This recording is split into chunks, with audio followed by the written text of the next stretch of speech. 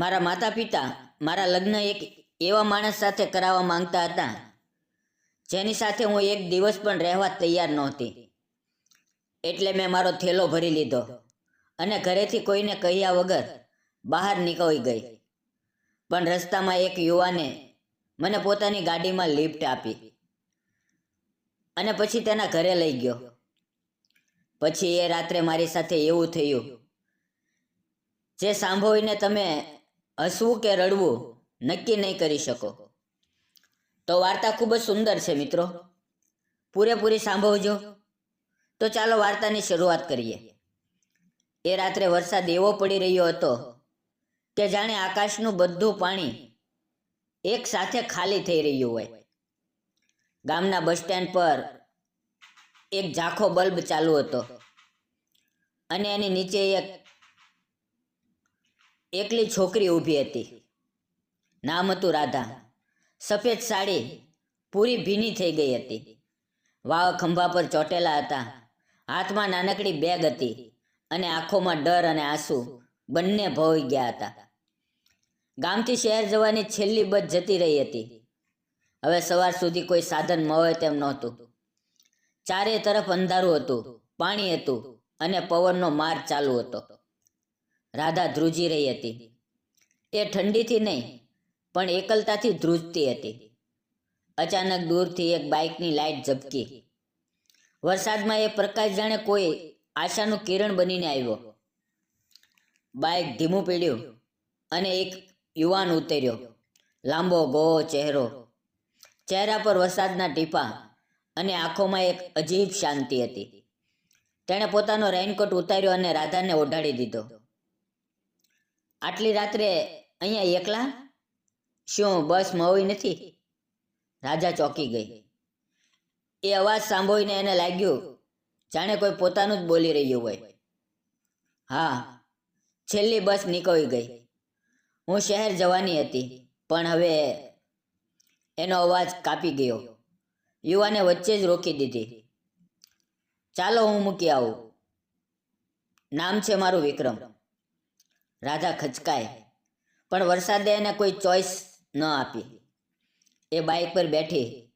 વિક્રમે ધીમેથી bike start કરી. રાધા પાછળ બેઠી. બંને હાથ બેગ પર રાખ્યા હતા પણ એક ઝટકે એના હાથ વિક્રમના ખંભે ચાલ્યા ગયા. એ સ્પર્શ, એ ગરમાહટ રાધાના શરીરમાં જાણે વીજળી દોડી ગઈ. એનું હૃદય ધડકવા લાગ્યું, એટલું જોરથી કે વરસાદની અવાજ પણ ઓછી લાગવા લાગી. રસ્તો લાંબો હતો પણ એ રાત ખૂબ ટૂંકી લાગી. વરસાદની ઝડી વચ્ચે બંને ચૂપ હતા પણ એ ચૂપ્પીમાં હજારો વાતો થઈ રહી હતી. વિક્રમે બાઇક ધીમી કરી અને પૂછ્યું, કંઈ થયું છે? તમારી આંખોમાં આંસુ અને ડર બંને છે. રાધા ચૂપ રહી. પછી ધીમેથી બોલી, ઘરેથી ભાગી છું. ઘરવાળા મારા લગ્ન કરાવવા માંગતા હતા.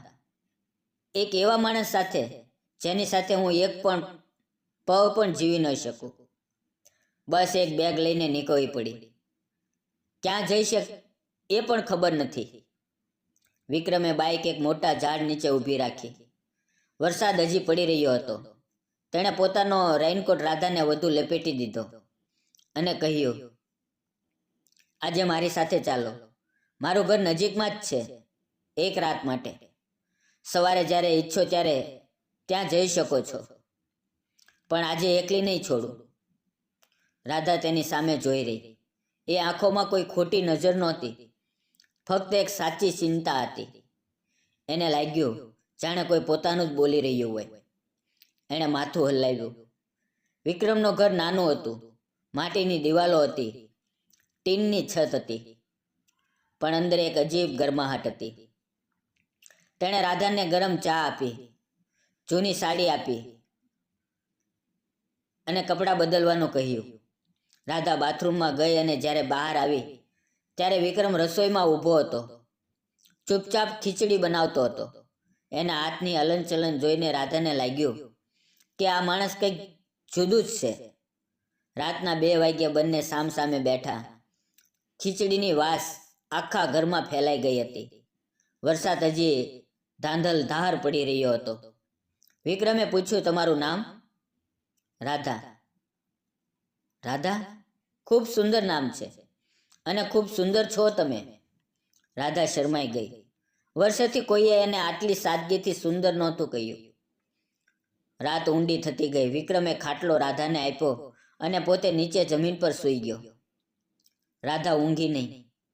એ જોઈ રહી એ માણસને જે એક રાત માટે અજાણ્યો હતો, પણ હવે લાગતું હતું જાણે ઘણા જન્મોથી ઓળખે છે. સવારે વરસાદ થંભી ગયો. વિક્રમે ચા બનાવી. રાધા ઊભી થઈ અને બોલી, હું જાઉં છું. વિક્રમે ચૂપચાપ એક કાગળ આપ્યો. એમાં લખ્યું હતું, જો ક્યારેય કોઈ તકલીફ પડે, કોઈ ડર લાગે તો આ નંબર પર ફોન કરજે. હું હંમેશા હાજર રહીશ. રાધાએ ચૂપચાપ ચા પીધી, બેગ ઉઠાવી અને નીકળવી પડી. એ દિવસે એ શહેરે પહોંચી. નાની નોકરી મળી, ભાડે રૂમ લીધો અને એ કાગળને દરરોજ જોતી રહેતી. આમ જ 2 વર્ષ વીતી ગયા.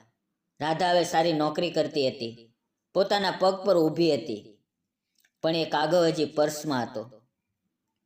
એક રાતે ફરી વરસાદ પડ્યો.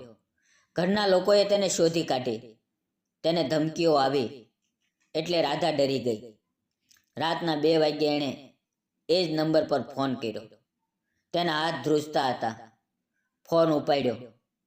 એ જ ગાઢ અવાજ, હેલો વિક્રમ. વિક્રમ, હું રાધા, યાદ છે? બીજી બાજુ 1 સેકન્ડની ચૂપ્પી અને પછી એટલો ખુશ અવાજ કે રાધાની આંખો ભરાઈ આવી. રાધા, તું ક્યાં છે? હું હમણાં જ આવું છું. અડધી રાતે વિક્રમ એના ઘરે પહોંચ્યો. રાધાને લઈને પોતાના ગામ પાછો લઈ ગયો. એ જ ઝૂંપડીમાં એ જ રેઇનકોટ હજી દિવાલ પર લટકતો હતો. રાધાએ પૂછ્યું, આટલા વર્ષે પણ તે મને યાદ રાખી? વિક્રમે ધીમેથી એનો હાથ પકડ્યો અને કહ્યું, એ રાતે જ્યારે તે મારા ખંભે હાથ રાખ્યો હતો ને, એ સ્પર્શે આજે પણ મારી છાતીમાં ધબકે છે. એ રાતથી જ હું તારી રાહ જોઈ રહ્યો છું. રાધા રડી પડી, પણ આ વખતે ખુશીના આંસુઓથી. અને એ જ વરસાદી રાતે બંને એકબીજાને ગળે વળગી પડ્યા. એક રાતનો સાથ આખી જિંદગીનો સાથ બની ગયો. આજે એ જ ઝૂંપડીમાં 2 નાનકડા બાળકો દોડે છે અને દર વર્ષે વરસાદ પડે ત્યારે રાધા અને વિક્રમ એ જ રેનકોટ ઓઢીને બહાર નીકળે છે. એકબીજાના હાથમાં હાથ નાખીને અને વરસાદને કહે છે, આભાર, તે અમને મેળવ્યા. દોસ્તો, પ્રેમ કોઈ મોટું ઘર કે મોટી ગાડી નથી. પ્રેમ તો એક વરસાદી રાતે એક અજાણ્યાના ખંભે હાથ મૂકી દેવામાં છે, અને એ હાથ કદી ન છોડવામાં છે. વાર્તા ગમી હોય તો દિલથી લાઈક કરજો, કોમેન્ટ કરજો, શેર કરજો અને ચેનલ સબસ્ક્રાઈબ કરવાનું ન ભૂલતા. કારણ કે એક વરસાદી રાત કોઈની જિંદગી બદલી શકે છે. તમારી પણ બદલી શકે છે. અને એક કોમેન્ટ, એક લાઈક મારી પણ બદલી શકે છે. તો જય હિન્દ મિત્રો, જય ગુજરાત. ફરી મળશું આવતીકાલે એક નવી વાર્તા સાથે. ત્યાં સુધી આવજો. વિડીયો પૂરો જોવા બદલ આપ સૌનો ધન્યવાદ મિત્રો.